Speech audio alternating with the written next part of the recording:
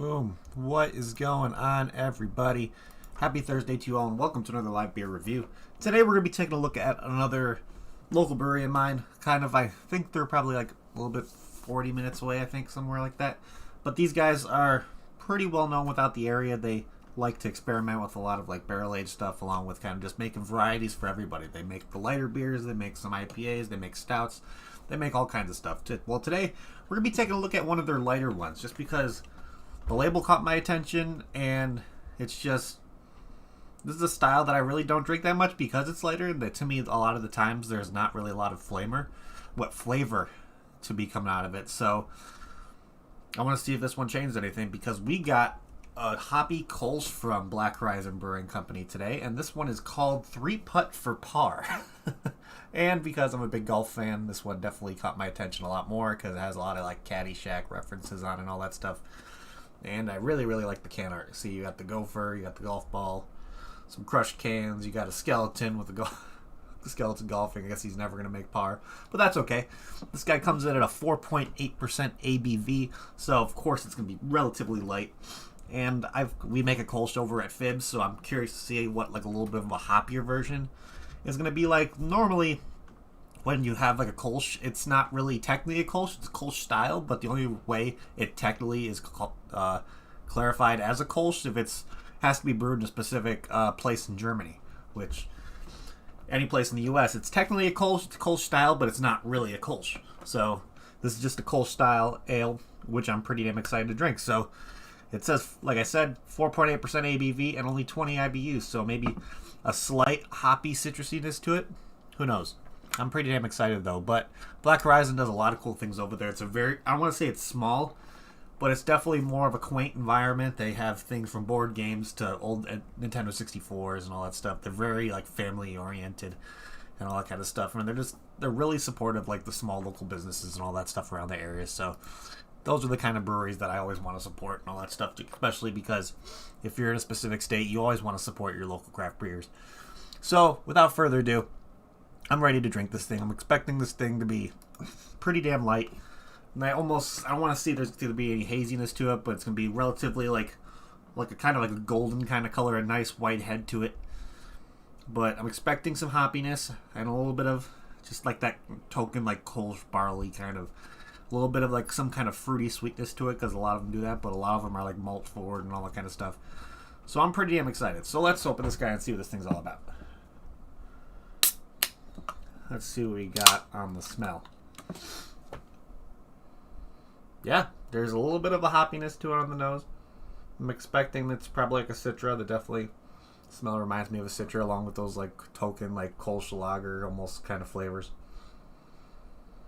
Yeah, smells absolutely delicious. And of course, I can't be drinking a Black Horizon beer without drinking it out of my Black Horizon Brewing Company glass. So let's see how this guy pours, and I'm excited. Probably going to be relatively light. Yeah, exactly what I expected. Pretty light, not really much of a haze. Nice white head sticking on there. I'm not expecting any lacing really whatsoever, just because it's not a high ABV, and you would expect lacing to be on a glass if it was like a higher ABV. So yeah, look at that. A little bit of a haze to it, but you can mostly see right through it. A little bit of like a murky almost kind of situation. But yeah, looks absolutely delicious. So without further ado, let's give this guy a try. So cheers, everybody. Happy Thursday.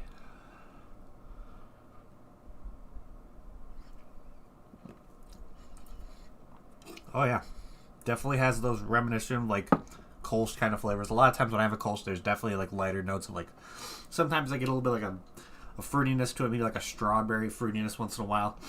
But this one definitely lets some of that hoppiness, the citrusy hoppiness, to come forward a little bit, to kind of elevate it to that next level, which I think they did really well in. This kind of reminds me a little bit of like just a regular like your old-fashioned pale ale, just because it's not really like a New England IPA or anything like that, but the hoppiness is still predominant enough to where you can kind of get those reminiscent flavors of a pale ale, along with kind of getting some of those Kolsch characteristics as well, with like kind of getting like a nice malty sweetness at the end, which I'm getting right now. And yeah, it's pretty damn delicious. Has like a Definitely a bubbly, more of like an effervescence mouthfeel, kind of not really any like smooth or creaminess to it. It's definitely a smooth beer, but it's not like any silkiness or velvety kind of thing on the mouth. So let's look at Untapped here and let's see. If you're looking for something that's going to be similar to this one, we always look at similar beers here on Untapped just to kind of give an idea. Of course, if you can't get your hands on anything from Black Horizon, and if you're in the Chicagoland area and don't want to go all the way down there, of course, like I'm always going to recommend coming over to Fibs and trying the Fib Cage. It's our version of a Kolsch style ale, and I think that'd be a pretty good kind of similar thing to that, but let's see. Let's see, we got one from 4,655 Brewing Company with their Raindrop Kolsch style ale, which it's like, yeah, it's pretty similar to that, so that would be a good similar one. Let's see. We got one called Kolsch again from Gear Block Brewing. So yeah, there's a Kolsch style beers are really easy to get your hands on, to be honest, because a lot of breweries do this kind of style for like people that are into like the lighter side of beers, something sessionable, something that's easy to drink. So you can probably find a nice Kolsch style ale at like a grocery store or any local liquor store or bottle shop near you, most likely. So looking here on Untapped, like I said before, it's a 4.8%, 20 IBUs, and with over 76 ratings. So this beer is relatively new. I think they just did the release on this not that long ago. This one is an average rating of 3.68, which isn't bad. Definitely, I kind of have the same opinion of like when I was watching that Drinking Socially podcast that Untapped does. They had one episode where they want to make lagers like normalized rating like a lager or kind of thing above a 4, which I've had plenty of lagers that have given me that 4 rating, but haven't really seen them do an episode of like a Kolsch style ale to where I think sometimes they deserve possibly a 4 out of 5, just be around a 4 out of 5 rating on Untapped, just because it's crisp, it's refreshing. It may not be like the craziest complex kind of IPA or kind of a stout kind of situation, but the flavors that they give you are still going to be pretty damn delicious, I think, if they're done right. And this one is definitely done right. This is delicious. So, let's look at some of the ratings. I know I at least have one person on my friends list on Untapped who checked this one, and it gave my father, who went over to Black Horizon and actually picked this up for us. So he had it there, and he gave us a 3.75 out of 5. Which is pretty damn good. And let's see, going back to the global ratings. So it has an average rating of 3.68. So let's see. This guy got it in a growler, so you can go over to Black Horizon and actually get this in a growler. Let's see, at the Whitetail Lounge, which is a bar over on Chase Avenue in Illinois. This guy gave it a 3.75. This person gave it a 2.5. This person gave it a 4.25. Let's see, a 4, saying quite refreshing. This person gave it a 3.5, saying tasted way more like a hazy pale than a Kolsch to me, yet better than most hazy pales. So yeah, I believe there's going to be a few characteristics of kind of a pale ale, just because I don't think they added the hops during the boiling stage. I think they added it during the whirlpool just to kind of get the flavors in there. They don't want it to be too overly hoppy. I mean, they probably did add a little bit of hops in there during the boil just to kind of get that IBU rating, but when you're mostly adding hops to the whirlpool stage, when you're getting everything all ready to go before it goes in the fermenter, when you're adding hops to that, that's just pretty much put in there for flavor. It's not going to add any bitterness or anything whatsoever to it. So it's not too bitter. It's definitely hoppy enough to where you know there's hops in there, and it's definitely has that nice citrusy hoppy backbone to it. So let's see, we got another 3.5, another 3.5. This person was eating it with, looks like some pretzels. It looks like that's probably a great pairing. Let's see. We got another 3.75. We got a 4. We got a 4. It says, for a Kolsch, this beer is fantastic, a refreshing beer with a light citrus flavor that it cleanses the palate. Absolutely, that's the great description for this one. And for it being such a low ABV, with it being a 4.8%, yeah, I think this is the perfect beer for a golf course, in my opinion. Kentucky, unfortunately, we only do it out of the brewery right now. When we start figure out if we're going to be opening another location up towards the city a little bit more, that's when we're going to start kind of focusing on getting a canning line and then possibly getting distribution started. But right now we're only doing stuff at the brewery, so we do crowlers at the brewery and stuff as well. So if you want to come in and bring some home, that's always an option. But Unfortunately, right now we don't have any distribution or anywhere where a liquor store or bottle shop can pick it up. So, unfortunately, back to the beer. Yeah, I think it's absolutely delicious. I think there's a lot of characteristics to it that remind me of a pale ale, but you still get those kind of Kolsch kind of sweetness at the end, the malty sweetness at the end that kind of gives you a reminiscence of what style of beer you're drinking. So, let's look at the description here and see how accurate this thing is. So, hoppy Kolsch dry hop with massive amounts of citra hops. So yeah, citra hops, I can definitely taste the citrusy notes in there. And citra hops is probably one of my favorite hops of all time, just because it pairs so well with different kind of hops when it's like IPAs and all that stuff, and it just brings out such like a tropical citrus flavor in whatever beer it goes in. It's fantastic. Let's see, adds for a tropical citrus aroma with a great crisp, easy drinking finish. Which yeah, this thing is totally easy drinking. Definitely goes down way easier than you'd expect. And it just works. It's not heavy. It's not too light.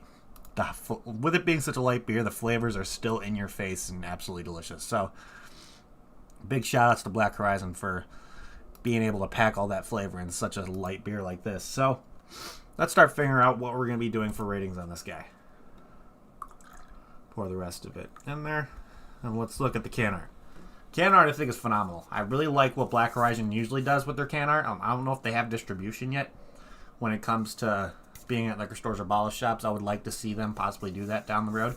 And who knows, because I'd recommend them to get on Tavour as well, because I think this would be a perfect brewery to be on Tavour with the limited releases. I think it would be a great opportunity for them to get their beer out there across the country. And just the can art that they do on their stuff just speaks volumes to like how much they look into kind of taking advantage of all the space they have for this canvas practically. And you could see on there they took advantage of the entire can. So you got their token kind of logo thing they always do on every single beer. Of course, they had that Grim Reaper kind of holding the wheat as a scythe. And then they took off advantage of the rest of the label to be the entire can art, which I can definitely appreciate. There's a lot of detail in this with it being a golf course. The crushed cans, you see the guy smoking a cigar waiting. The skeleton kind of wearing that old school kind of golf outfit. And of course, you got the like a groundhog or a kind of guy that reminds me of like the Caddyshack kind of stuff. More crushed cans than then the ball's almost in the hole. So probably 3 putts for him to get par on that one, but that's okay. We don't judge. So yeah, I'm a really big fan of the can art. This is definitely something that for me, I'm a fan of golf, this would 100% catch my attention at a liquor store or bottle shop. So right now, I'm going to easily give this a nice 5 out of 5 for can art. I love it. Absolutely love it. This is definitely one that I'm probably going to save the can art for, just because it's that cool and I just like it. So let's see. If I got this beer in a flight at Black Horizon, would I get another one? To be honest, if I was looking for just having a few light ones and then being able to drive home no problem, having a 4.8% with still packed in with so much flavor, yeah, easily get one of these. I would definitely. This is a perfect beer where it's like during the summer, you're out mowing the lawn or something in a hot day. This would definitely be one to drink after that. Or this would be a perfect beer to bring out to the golf course with you, I think. This is like a token kind of golf course beer, and I think it would work perfectly for that because you're outside, you're in the elements. It's warm, refreshing, crisp, palate cleansing. My light keeps on going on and off. Don't mind that. It's just, I don't know if the bulb's starting to go. Yep, there's back on again. But yeah, this one is absolutely delicious, and I would definitely get another glass of this if I got in a flight for sure, because it's pretty damn good.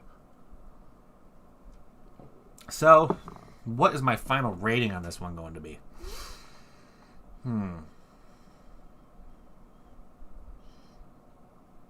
Let's see. To be honest, for it being a Kolsch, this is definitely one of the better Kolsches I've had. I would say I would consider it a little bit better than the one at Fibs, but don't mind me. I'm kind of picky, and I kind of like packing more flavors into lighter beers if it's specifically made to be a light beer. Sometimes the flavor is a little light as well. But this one absolutely delivers on the flavor. So I'm probably going to give this a very, very solid 8 out of 10. For being a style that I don't normally drink, it has all the flavors that I enjoy when it comes to hoppiness. The citrus just added a great kind of bright, hoppy, citrusy flavor to it. The Kolsch background of like those malty sweetness at the end is still very enjoyable. Overall, really well balanced, definitely refreshing, crisp. Definitely like palate cleansing as well, I would feel like. So yeah, easy 8 out of 10. Really enjoy this. So if you can get your hands on stuff from Black Horizon, if they're able to make a Kolsch, a 4.8% beer that is packed full of flavor, you can probably guarantee that a lot of the beers you get from them are going to be absolutely fantastic.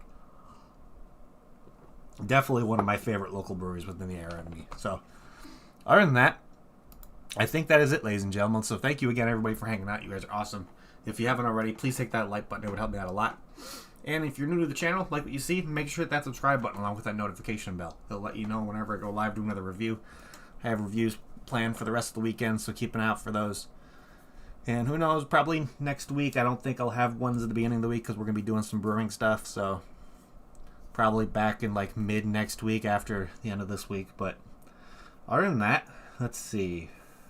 If you want to see like a social media aspect of beer drinking, always going to recommend getting yourself on Untappd. It's a great platform. You can see people like me, Wintucky, Duchess, Ian's on there, Lee, not the real Gerard Butler.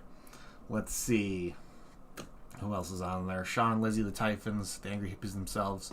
A bunch of people are on there. It's available on Android or Apple, or you can even use it on your desktop with the website. It's really fun. You can check in beers, get badges. They have like coupon codes for different kind of like beer services when it comes to like either a merch store or kind of like different beer subscription kind of base stuff. Where like I know there's one to where it's like a beer shirt kind of subscription where you can get like random brewery shirts throughout the month, or they have different beer services as well when it comes to beer subscription boxes and all that kind of stuff. It's a really, really cool platform.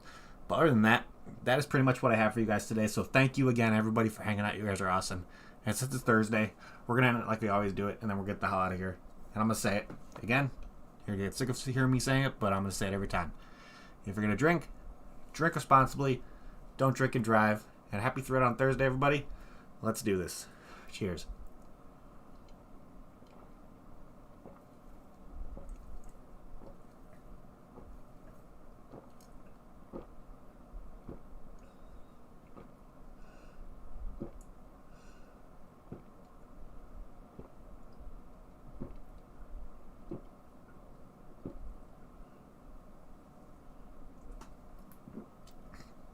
Ooh, see ya.